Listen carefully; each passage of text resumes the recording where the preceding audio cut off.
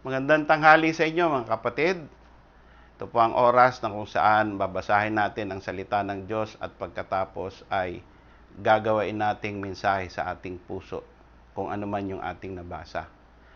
Tingnan po natin ang Mateo 5:18.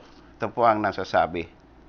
For verily I say unto you, till heaven and earth pass, one jot or one tittle shall in no wise pass from the law, till all be fulfilled. Panginoon, pagpalain mo ang mga salita na ito sa aming puso upang panghawakan namin ang bawat salita na nasusulat sa aklat na ito. At ito ay isipin namin at tindigan namin na isang salita na hindi mababago. Sa lahat ng mga bagay na nagbabago sa mundo, ang iyong salita ay hindi mawawala at hindi papanaw. At ang mundo ay papanaw, ang langit ay papanaw, subalit ang iyong salita ay mananatili. Salamat po sa kasiguruhan na ito na binigay mo sa amin. Sa ngalan ng iyong anak na si Jesus. Amen. So, ulitin natin, ano?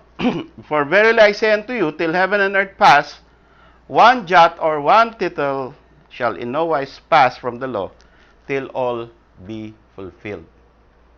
Ang ating pong pagkatao ay punong-puno ng pagbabago.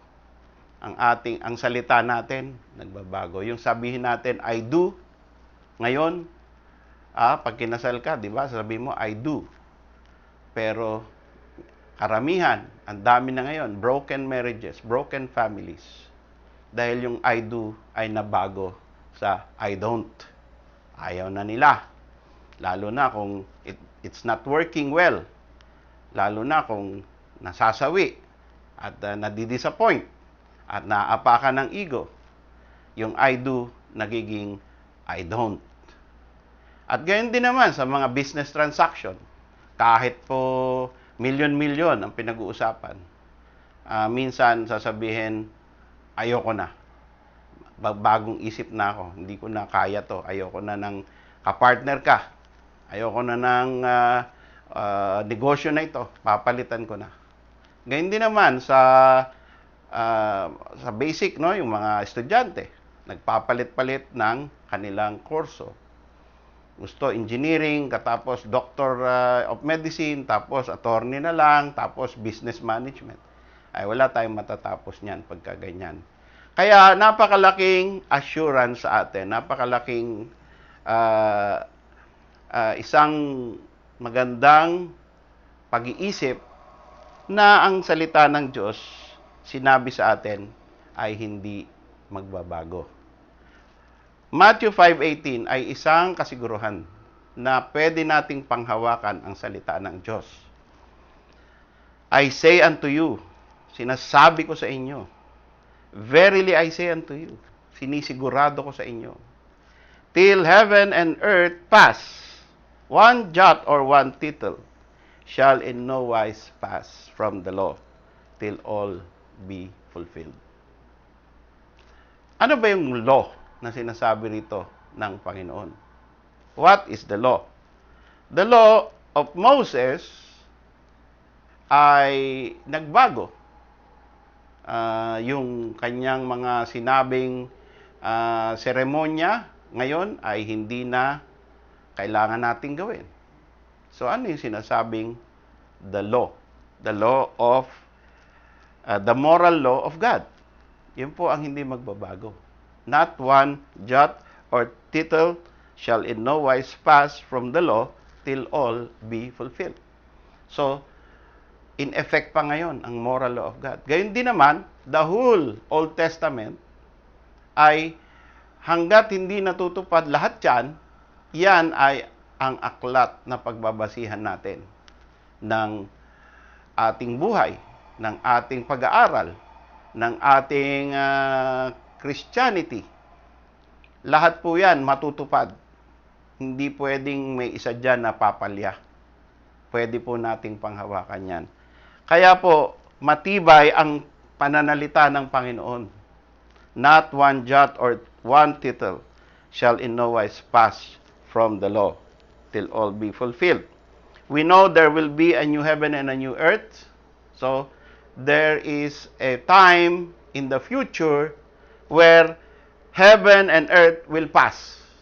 That is the old heaven and the old earth. Yan po ay lilipas. Tingnan po natin sa Revelation 21:1.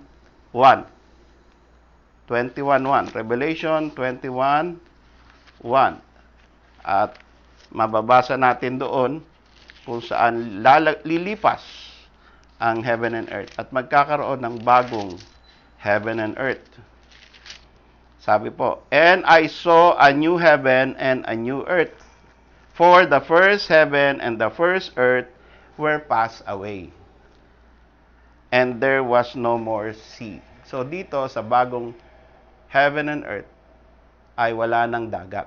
So this is a totally new heaven and a new earth. The old heaven and the new earth has passed away. Therefore, ito yung basihan ng sinabi ng Panginoon, matutupad lahat yan hanggang dumating yung panahon na dumating na ang bagong langit at bagong lupa. An earth where there will be no more sea, and there will be a New Jerusalem. At yung New Jerusalem na yan, siya mismo ay titira dyan. Kaya, hindi na kailangan ng araw. Kasi ang Panginoon, siya na mismo ang liwanag doon sa syudad na yon. So, yan ay talagang totally bagong langit at lupa. And sabi pa dito sa Revelation 21:1, ito ay darating pagkatapos ng judgment, no? Great White Throne Judgment. So, ano ang may expect natin? Not one jot or tittle of the law shall pass. Ibig sabihin, meron pang gamit ang law hanggang dumating yung panahon ng Judgment Day. Ano ang gamit ng law? In Revelation 20 verse 12, makikita po natin ang gamit. Bakit ba mananatili pa yan? Bakit ba hindi na i-abolish na yan, law or Old Testament? Meron na ngang New Testament. Sa Revelation 20 verse 12, andito po ang gamit ng law. Kaya kailangan manatili yan dahil gagamitin pa yan ng Diyos pagdating ng Revelation 20:12 or what we call the Great White Throne Judgment. "And I saw the dead, small and great, stand before God, and the books were opened." So, ito yun, the law of God. It will be opened. And the law of the book of works, the works of men will also be opened. And all the works of men shall be compared to the law of God. Yan po ang time of judgment. May basihan. Hindi lang basta galing sa ere ang basihan kung ikaw ay masama, ikaw ay makasalanan, ikaw ay guilty. May basihan po yan. Lahat po yan ay dokumentado. Nakasulat at naka-dokumento. Naka-permanente na may kasulatan. Itong book na to, permanente yan. Pagkatapos, yung ginawa natin, nakasulat din yan. Nakalimbag. That's the word that I was looking for.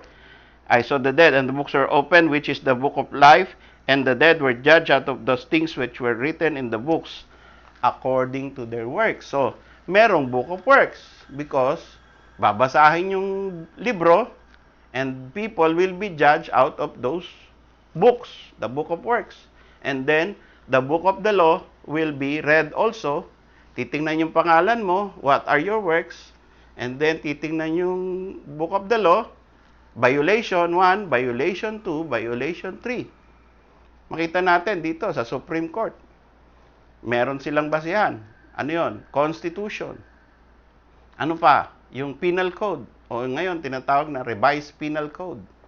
Pag may ginawa kang batas, tapos established yan, pinirmahan ng presidente, tapos in-affirm ng Supreme Court na constitutional yan, ibig sabihin, batas ng bansa yan.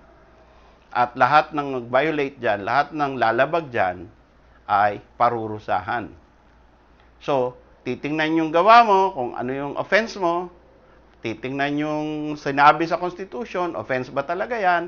Titingnan yung penal code, yan ba talaga yung violation? Ano ba nakasulat dyan? Anong parusa dyan? Tapos, huhusgahan ka, huhukuman ka. So, ganun din. The laws of each country is a reflection of what will happen in the Great White Throne Judgment. In the Great White Throne Judgment, babasahin ang mga offenses natin at papaliwanag bakit offenses yan sa Diyos dahil merong law. Kaya, kailangan natin na till heaven and earth pass, one jot or one tittle shall in no wise pass from the law till all be fulfilled. What is the fulfillment?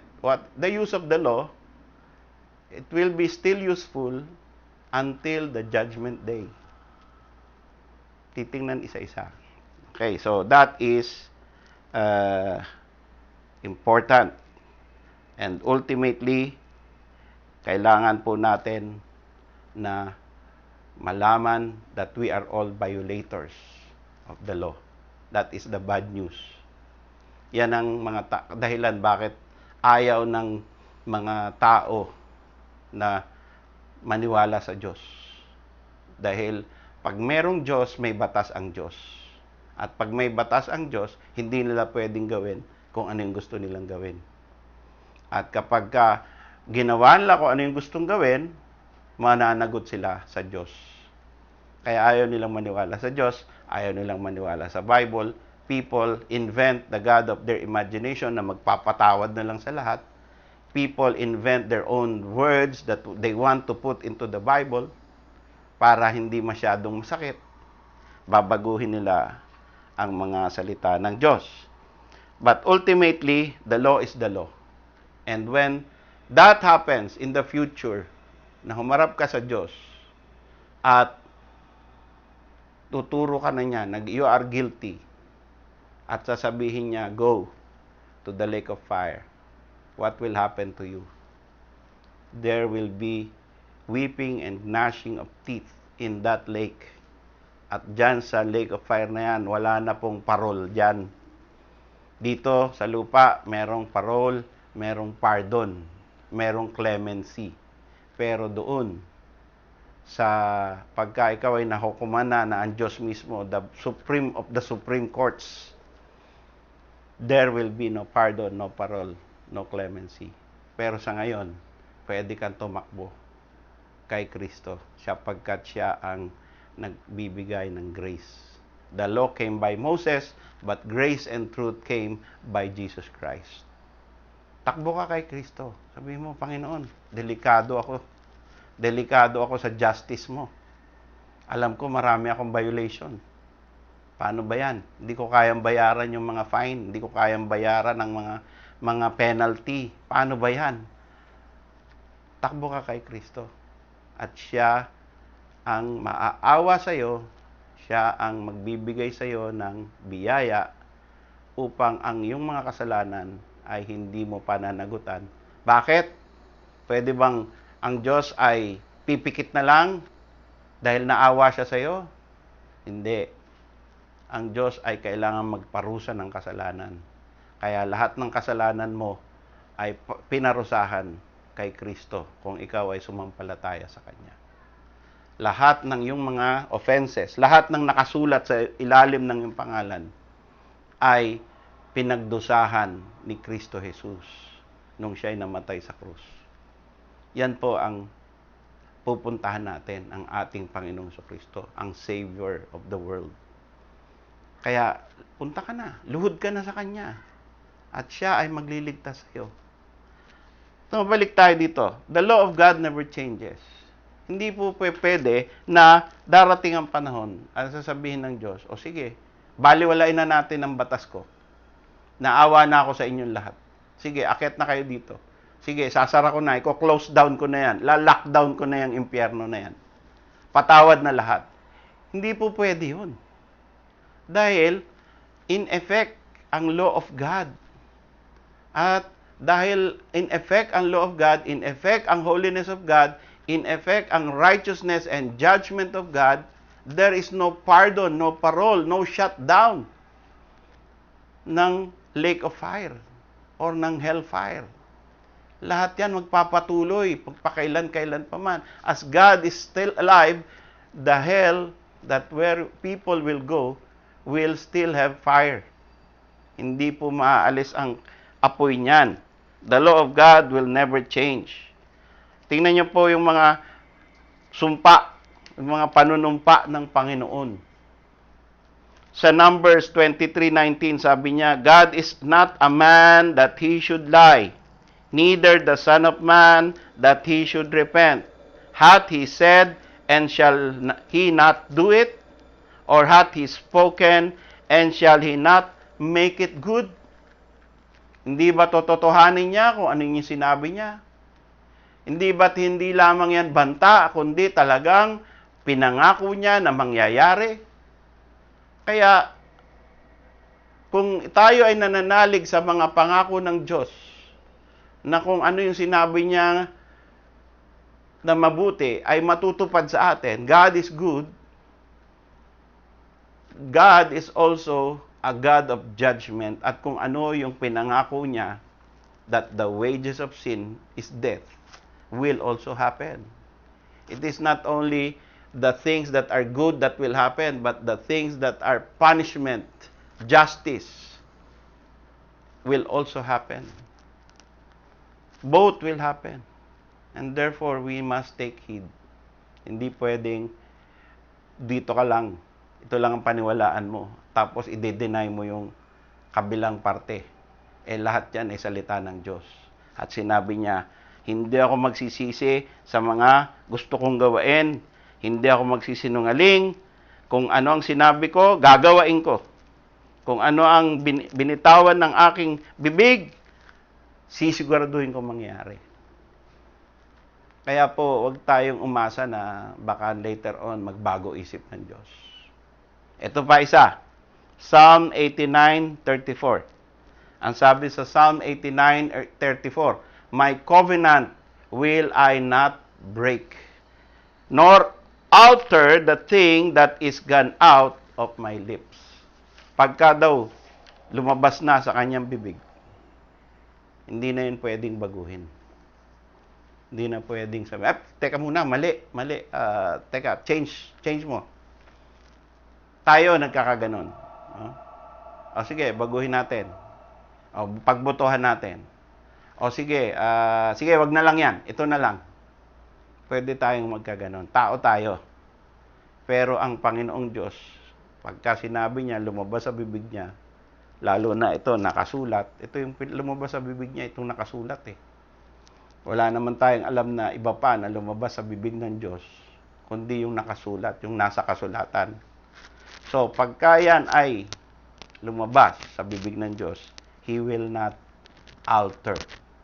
Hindi niya babaguhin. Hindi niya iisipin na, oops. Yeah, wala siyang oops moment. Okay? And then, in Isaiah 55:11, just to support the idea that the Word of God does not change.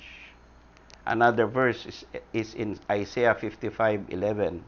So shall my word be that goeth forth out of my mouth.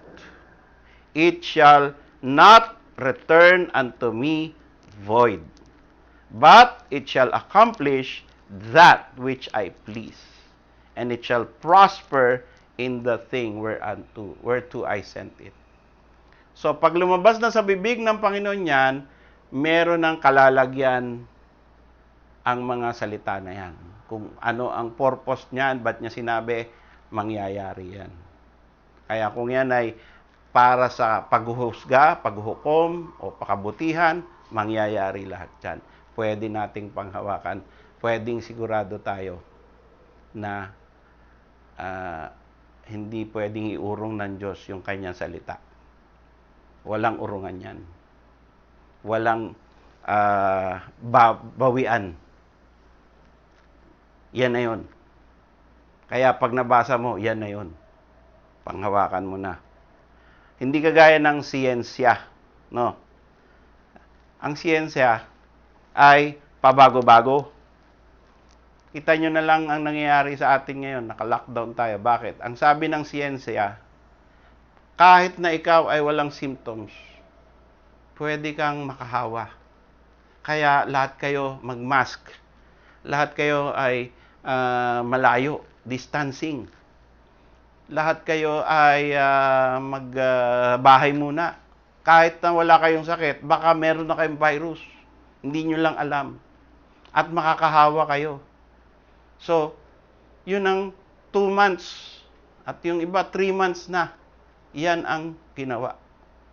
Okay? Ngayon, just recently, 2 days ago, naglabas ng pronouncement ang WHO. Sabi niya, teka muna, na found out namin, na research namin, na yung mga asymptomatic, yung mga walang senyales na may sakit ng virus, baka hindi naman pala nakakahawa. Tiningnan namin yung data, very rare na nakakahawa o halos wala. So, ibig sabihin, mabaliwala yung mga social distancing, yung mask, hindi pala kailangan yon at hindi pala kailangan ng stay at home. So, ano ba talaga?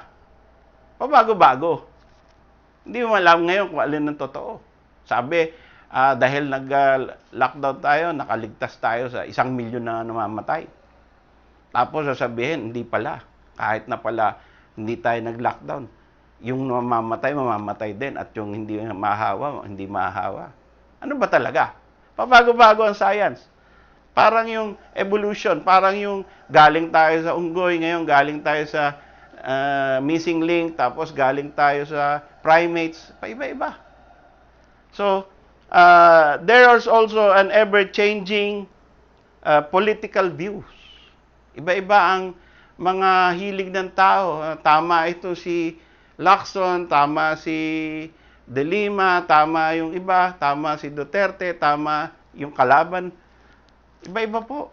Nagbabago ang isip ng tao, nagbabago ang isip ng presidente, nagbabago ang dimensions ng politics. So, yan po ang mundong ginagalawan natin. Kahit mga Baptist, nagbabago. May mga Baptist na dati sila ay walang altar call. Ngayon meron. Tapos nung nakita nila, dapat wala.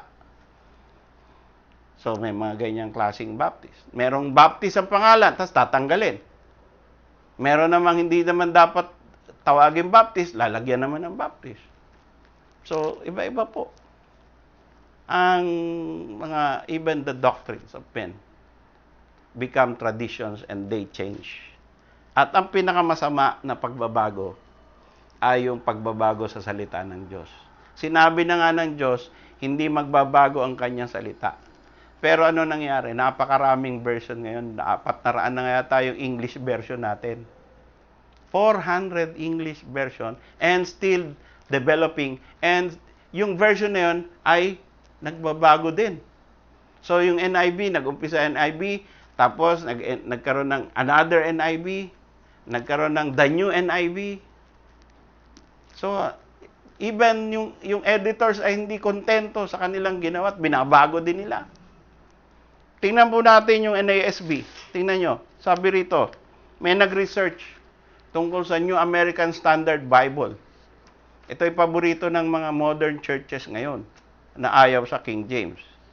NASB keeps on changing from one edition to the next. The changes introduced in 1995 NASB, where it differs from the 1977. So, galing sa 1977, nagkaroon sila ng bagong edition na 1995 at ang napalitan nila na verses, the same NASB committee, the same publisher, nagpalit sila ng 10,600 verses na nakaapekto sa 24,000 words. You see? So, napakalaking pagbabago niyan. The same NASB. Pag bumili ka noong 1977, kinumpare mo sa 1995, ibang-ibang NASB na yun. At nakakaapekto yun sa doktrina pag in-examine po natin. So even the Bible is being changed by unscrupulous people. At naapektuhan siyempre yung doktrina ng mga churches niyan na yan ang gagamitin nila. Kaya po, delikado ang ating panahon ngayon. Anong sabi ng Isaiah 40 verse 8? The grass withereth, the flower fadeth, but the word of our God shall stand forever. Kaya po sinabi ng Panginoon, dahil Isaiah said, the grass withereth, the flower fadeth, the word of God stand forever, sinabi ng Panginoon in support of the prophet Isaiah, the Matthew 5:18, verily I say unto you, till heaven and earth pass, one jot or one tittle shall in no wise pass from the law till all be fulfilled. Mawawala ang damo. Ang salita ng Diyos ay hindi parang damo lang na andyan, tas mawala, matutuyo. Hindi yan parang bulaklak lang na matutuyo at mawawala, malalanta. Ang salita ng Diyos ay titindig magpakailan, kailan paman.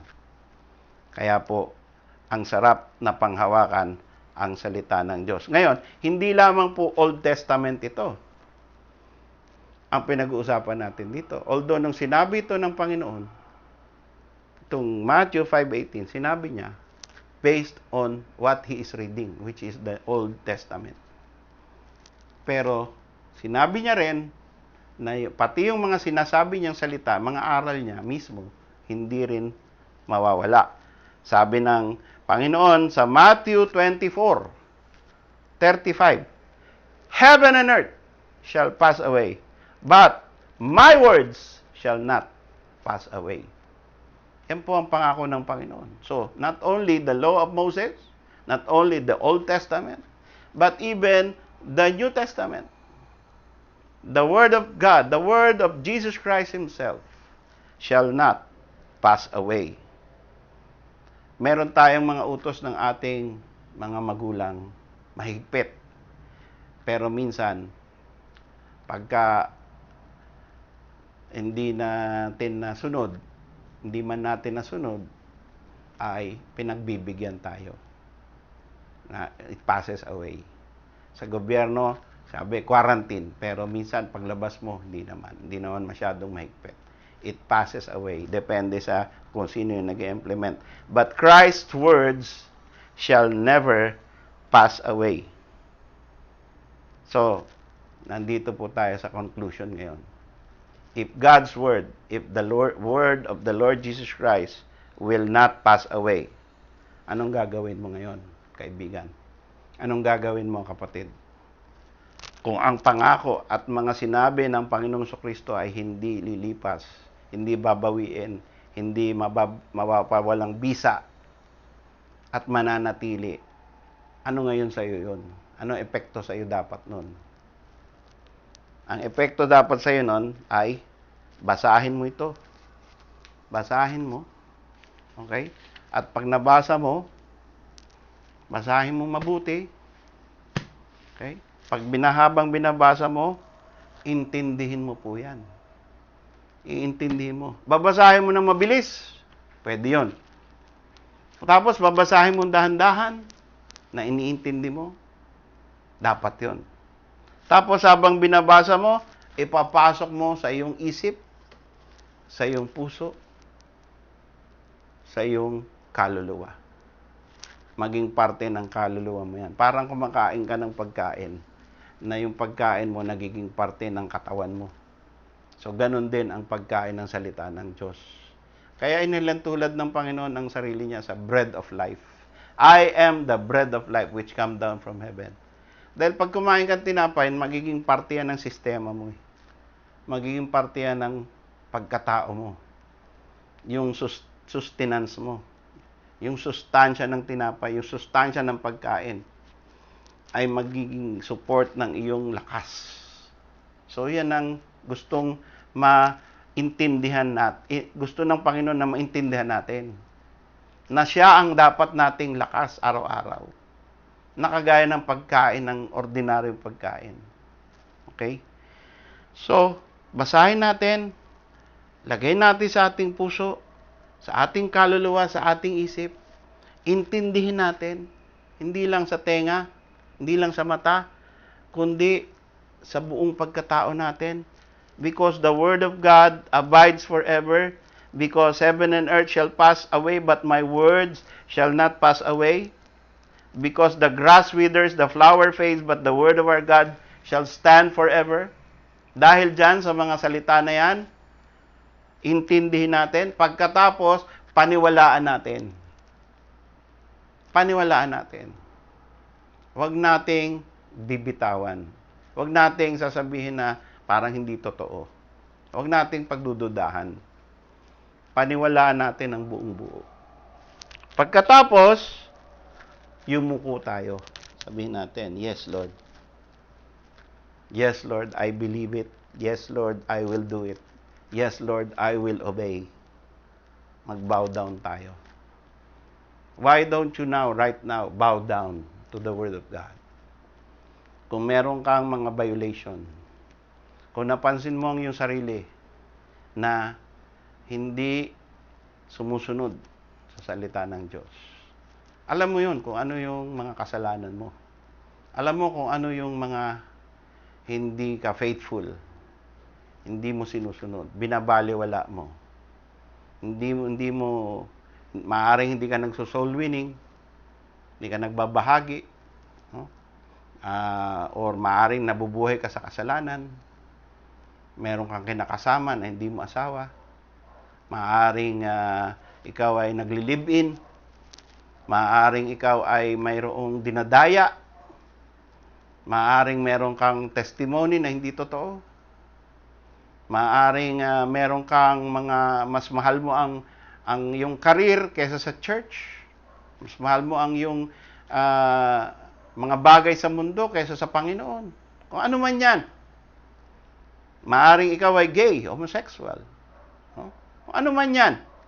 That is any kind of sin. Mag-repent ka niyan. No? At mag-bow ka sa Panginoon. Sabihin mo, Lord, I will obey. Nakita ko sa salita mo na mali yung ginagawa ko, mali ang buhay ko. Bow ako sa iyo. Dahil alam ko ngayon na pag sinabi mo, magkakatotoo. At hindi mawawala. And then, kung hindi mo makaya, maaaring sabihin mo, paano ako magbabaw, pastor? Alam ko, di ko kayang gawin yan. Di ko kayang iwanan yung aking buhay na alam ko masama, alam ko mali. Alam ko yung nabubuhay ako sa kasalanan. Alam kong merong dapat akong baguhin. Kaya lang di ko kaya. Pero alam ko rin na tama ka. Anong gagawin ko? Then, sabi mo, Lord, I believe. Help my unbelief. Gayahin mo yung isang tao na yan ang sinabi. Sabi niya, Panginoon, naniniwala ako. Kaya lang, tulungan mo pa ako na maniwala. And He will give you understanding and strength and clear mind para magawa mo, maganap mo yung salita ng Diyos. Lord, I believe. Help my unbelief. Simple. And then Christ will take over. The Holy Spirit will act on your life. Mamamangha ka na lang. Mawawalan ka ng panlasa doon sa mga bagay na hindi ka nais-nais sa buhay mo, na hindi compatible sa Christianity, na hindi compatible sa isang taong nananampalataya kay Kristo. Mamamangha ka na lang paano kumilos si Kristo sa buhay mo. Sabi mo yun, Lord, I believe. Help my unbelief.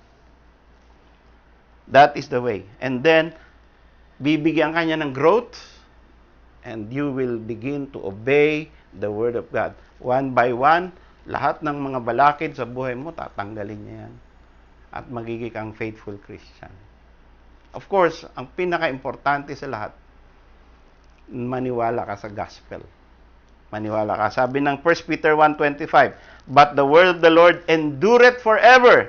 And this is the word which by the gospel is preached unto you. Importante po. First step. First things first. Bago ka mabuhay ng tamang buhay, ng kristyanong buhay, kailangan maging kristyano. Kailangan mapasok ka muna sa kaharian ng Diyos. So kung sino man po sa amin, sa atin ngayon nakikinig, wala ka pa sa kaharian ng Diyos, you are not part of the kingdom of God. You must believe the gospel. Ano yung gospel? That Jesus Christ, the Son of God, came to earth, born of a virgin, and then He lived a perfectly righteous life so that those who are not perfect, those who are sinners in their life, can receive a righteous life exchange. Yung ginawa ni Kristong perfect life ay ibibigay niya, ipapasa niya doon sa mga unrighteous people. Because you need perfect righteousness para makapasok sa kingdom of God. So, the righteousness of Christ, once it is given to you, you have perfect righteousness. Sabi mo, Lord, I need your perfect righteousness. I am unrighteous. I am unholy. Wala ako, zero ako. Yung righteousness na ginagawa ko, yung kabutihan ko, walang kwenta. Kulang at kulang. So, Lord, ikaw, yung righteousness mo, bigay mo sa akin. Maawa ka na sa akin. And He will give it to you. And then, hindi pa tapos yan. This is the complete gospel. He died on the cross so that yung mga nagawa mong unrighteousness ay mabayaran ng kanyang dugo. So, yung kasalanan niya, yung kasalanan mo, ay babayaran niya at yung kanyang mga ginawang perfect righteousness, ibibigay niya sa iyo. Kaya totally, you are entitled to the kingdom of God. You are now a citizen of heaven because you believe in the name of the Lord Jesus Christ. Simple po ang gospel. Hindi po komplikado yan. Wala pong maraming rules. Wala pong maraming steps. Just believe in the Lord Jesus Christ, the gospel way, the biblical way, and then you will receive eternal life.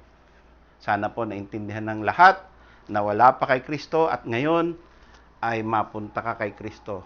Tanggapin mo ang ebanghelyo ni Kristo at ikaw ay maliligtas. Tayo po manalangin. Panginoon Diyos, sa natapos na pagsasabi ng iyong mga salita, nawa po ay humipo ka ng mga puso upang sino man ang sumampalataya sa iyo magkaroon ng buhay na walang hanggan. At lahat ng mga tao na mayroon ng pananampalatayang tunay ay mahamon upang lalong maging masigasig sapagkat ang iyong salita ay hindi mababaliwala. Ito'y mananatili hanggang lahat ng bagay ay matupad. Salamat po na matibay ang iyong mga salita. At hihawak po namin yan ngayon sa pamamagitan ng King James Bible. Salamat po, Panginoon, sa pag-preserve mo ng iyong salita. Salamat sa ngalan ng iyong anak na si Kristo Jesus. Amen. Pagpalain nawa po kayo ng Panginoon.